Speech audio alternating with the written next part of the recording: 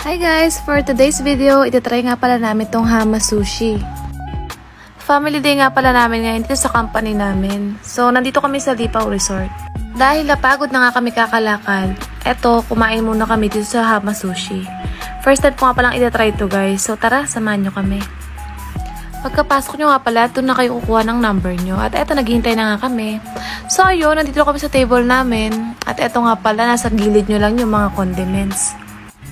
So, maliit nga lang pala yung table. Ayan nga pala, pinapakita ni Yaji yung mga sushi nila.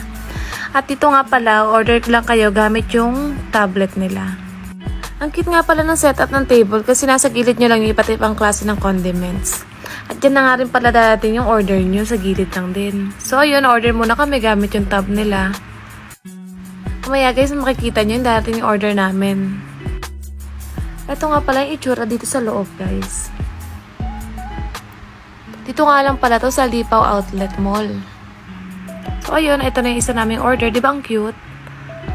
At ito pa yung iba. At ipapakita ko sa inyo yung picture lang lahat ng in-order namin.